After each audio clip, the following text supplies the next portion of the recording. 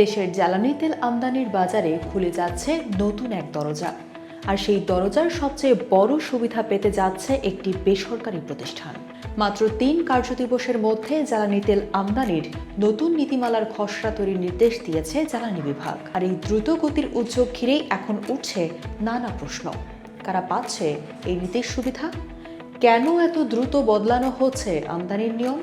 শ্রমিক সংগঠন ও বিশেষজ্ঞদের একাংশের আশঙ্কা, প্রস্তাবিত পরিবর্তন বাস্তবায়িত হলে জ্বালানি তেলের বাজারে তৈরি হতে পারে নতুন ধরনের ঝুঁকি।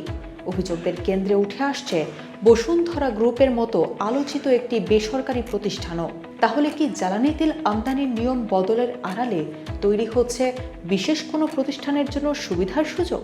দেশের পরিশোধিত জ্বালানি তেল আমদানির পুরো নিয়ন্ত্রণ এখন বাংলাদেশ পেট্রোলিয়াম কর্পোরেশন বিপিসির হাতে। এবার সেই বাজার বেসরকারি প্রতিষ্ঠানদের জন্য খুলে দিতে চায় সরকার।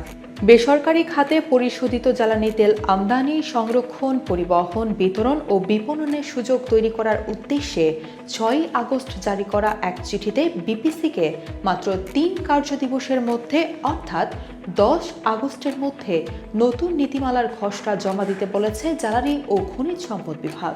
কিন্তু ঠিক এই সময়ে সামনে আসছে আরও একটি গুরুত্বপূর্ণ তথ্য। গত ২৪শে মে বসুন্ধরা গ্রুপের চেয়ারম্যান সায়েম সোবহান আনভির নিজস্ব ব্যবস্থাপনায় পরিশোধিত জ্বালানি তেল আমদানি, বিক্রি ও বিপণনের অনুমতি চেয়ে আবেদন করেছিলেন। সেই আবেদন পর্যালোচনায় প্রায় ১.৫ মাস পর ১৪ জুলাই ১১ সদস্যের একটি কমিটি গঠন করে বিপিসি। এখন প্রশ্ন হচ্ছে, একদিকে নির্দিষ্ট একটি প্রতিষ্ঠানের আবেদন, অন্যদিকে দ্রুত নতুন নীতিমালা তৈরির উদ্যোগ। দুটি ঘটনা কি একই সূত্রে গাঁথা?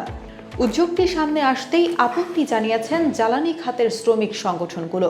তাদের আশঙ্কা, গুরুত্বপূর্ণ এই খাতে বেসরকারি প্রতিষ্ঠানের প্রভাব বাড়লে হুমকির মুখে পড়তে পারে দেশের জ্বালানি নিরাপত্তা। এরই মধ্যে Bashundhara oil and gas company বড় পরিসরে জ্বালানি তেল আমদানির অনুমতি চেয়েছে।